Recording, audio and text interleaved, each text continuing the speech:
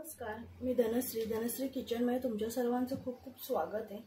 आज आपण आहे ना तूप बनवणार आहोत। तर इथे मी ना म्हशीचं दूध असतं ना त्याच्यावरची जी मलाई आहे ना ती मी इथे काढून ठेवत होती टोपामध्ये। माझा पूर्ण टोप भरलेला आहे ना, भरपूर भरलेला आहे। तर मी हे 2 बॅच मध्ये करणार आहे। हे आत्ताच फ्रीज मधून काढून घेतले मी। थंड थंड असतानाच करायचं, लवकर होतं।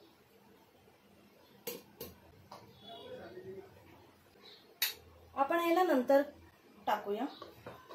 हे आपण मिक्सरला फिरवून घेऊया। इथे ना पाणी न टाकता मी हे फिरवून घेतलेलं आहे। आता ह्याच्यामध्ये थंड पाणीच टाकायचं किंवा तुम्ही बर्फाचे खडे टाकलात ना तरी चालेल। बघा, आता हे थंड पाणी टाकून आपण फिरवून घेऊया। ह्याच्यात मी जवळजवळ 1 वाटी पाणी टाकले। जोपर्यंत हे असं पाणी वेगळं आणि हे मलाई वेगळी अशी होत नाही ना तोपर्यंत मिक्सर फिरवत राहायचंय। ज्याच्यात आपण तूप कढवणार आहोत ना तर त्या टोपामध्येच मी हे टाकून घेते। किती प्रमाणात मिक्सरला फिरवायचं म्हणजे पाणी आणि हे लोणी हे ना वेगळं होतं, ते कळतं लगेच आपल्याला। हे थोडं थोडं दाबून आहे ना ह्याच्यातलं पाणी आहे ना हे असं काढून घ्यायचं। आणि ह्याच्यामध्ये मी ना दही वगैरे काही टाकलेलं नव्हतं, त्यामुळे मी हे धुवून वगैरे काही घेणार नाहीये। आपण हे डायरेक्ट टोपामध्ये ठेवूया। खूप सोपी पद्धत आहे एकदम। आणि शक्यतो मिक्सरचं भांड आपण जे नेहमी वाटणाला वगैरे घेतो ना त्यात ते घेऊ नका, दुसरं घ्या।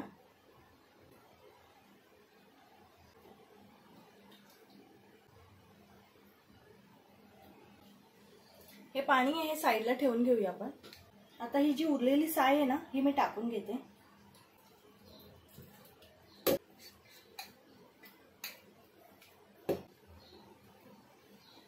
फक्त ह्याच्यात टाकताना आहे ना एकदम थंड पाणी टाकायचं किंवा मग बर्फाचे खडे पण तुम्ही टाकू शकता। आता आपण आहे ना हे पण मिक्सरला फिरवून घेऊया। सुरुवातीलाच पाणी टाकायचं नाहीये, आधी फक्त फिरवून घ्यायचंय आणि मग पाणी टाकायचंय।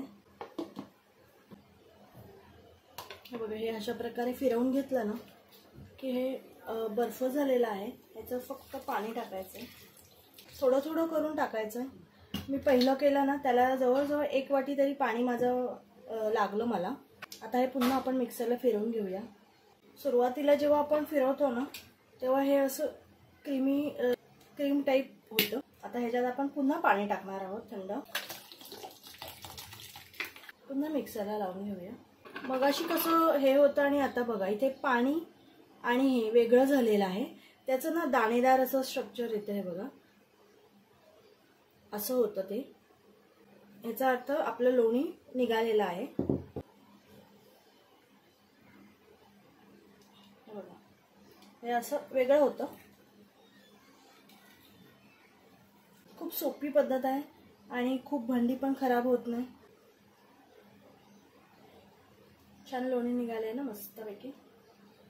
हे तुम्ही असं सुद्धा ब्रेडला वगैरे लावून गरम करून खाऊ शकता, लहान मुलांना देऊ शकता किंवा पराठे वगैरे केले ना त्याच्याबरोबर पण खूप छान लागतं। गरम गरम पराठ्यावर ठेवायचं, ते छान मेल्ट पण होतं आणि टेस्टी लागतं पराठा।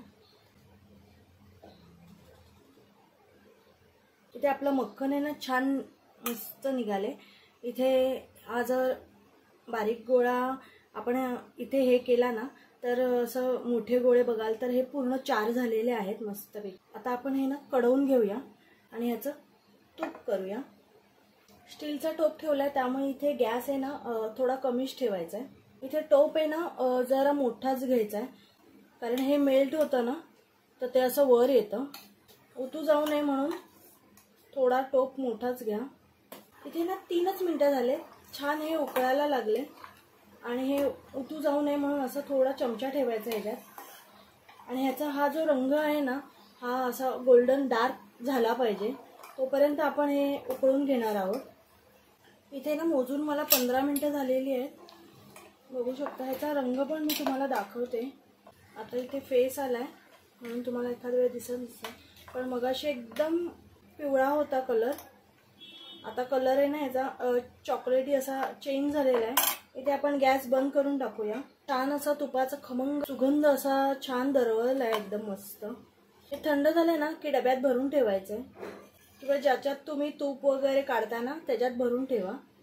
हे बघा, सफेद कलरचे दुधाचे जे दाणे होते ना त्याचं असं खाली चॉकलेटी झालं ना की समजायचं आपलं तूप छान कडलेलं आहे।